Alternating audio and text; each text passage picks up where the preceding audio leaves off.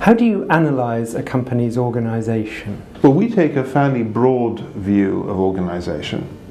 We start with the formal structure of lines and boxes, who reports to who, what their official responsibilities are. But it's very important to go beyond that and think first about their decision rights. What does a position actually have the authority to decide?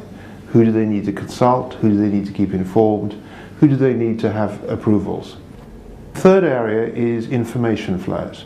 If you want to understand how a company works, you need to know who knows what. So we look at communications, information, the sort of data that is provided to, and who gets it.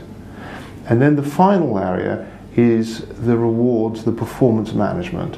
Not just who gets bonuses and what they're based on, but how do you get promoted and how do people get rewarded in all the other ways that provide incentives in an organization.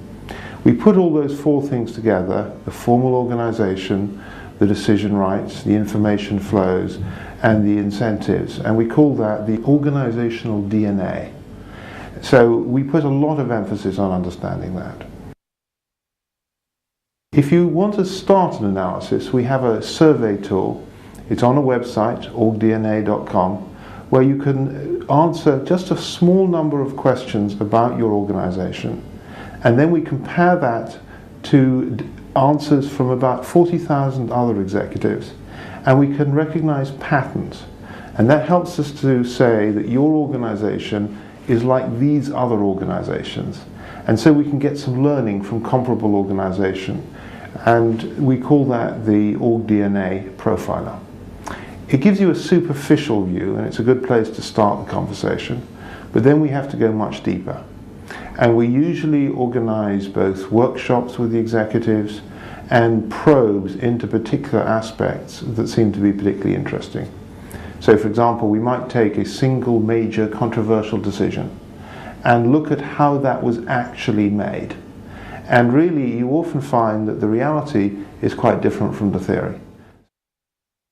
Can you give us an example of how you've helped a company with its organisation? I recently did a major piece of work for a very large global American company that was organised by function. So manufacturing had responsibility for all the plants around the world. Marketing ran all the brands in every country. That was a very efficient organisation, but it wasn't very good at responding to the local markets, and so they decided that they wanted to move to a geographically based organisation. So we had to figure out, first of all, what were the right geographies? Was every country a separate geography, or are we going to put some together? What are you going to do for Europe as a whole, as well as what are you going to do for Germany and for Spain? So we did a lot of look at how the business operated, where products were made, where they were shipped to, how competitors were organized. And we also had to spend a lot of time thinking about whether we needed regional organizations or whether every single business unit would report back to the headquarters in the US.